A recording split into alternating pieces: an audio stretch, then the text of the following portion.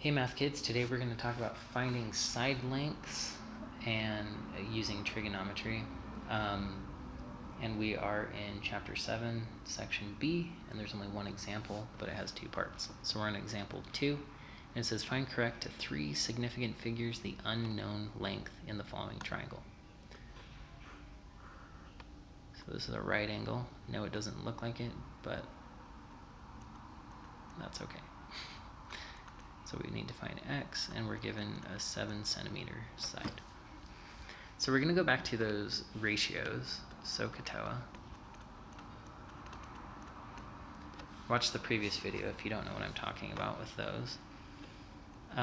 So this is our theta, and we're interested in the hypotenuse and the adjacent side. So the one that uses both of those is cosine.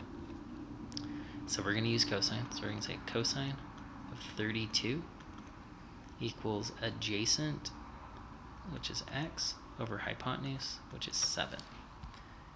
So once we have that set up, we just solve for x, multiply both sides by 7, we get 7 cosine 32 equals x.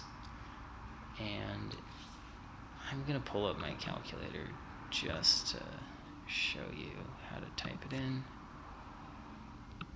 So the first thing you want to check, you want to go to mode and make sure that we're in degrees. So change this to degrees if it's not. And then we can just type it in. So it's 7 cosine 32. Hit enter.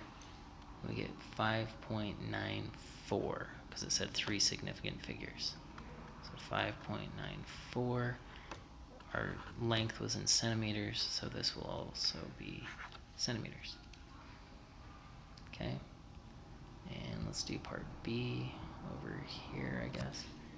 So we have another triangle, another missing side length, a little bit of information. This time we're in meters. Okay, once again, we start with SOHCAHTOA. This is our theta.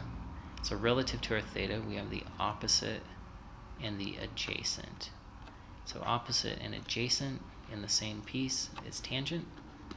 So we say tangent theta equals opposite, which is 5, over adjacent, which is x. Now, there's a couple ways we could approach this. I guess I'll just do it this way. So I'll just multiply both sides by x because we want to clear the fraction. So now we have x tangent theta, which is 64. I should have just plugged in the 64. Oh well.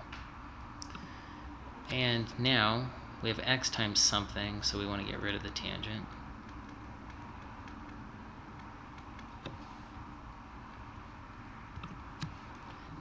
These cancel.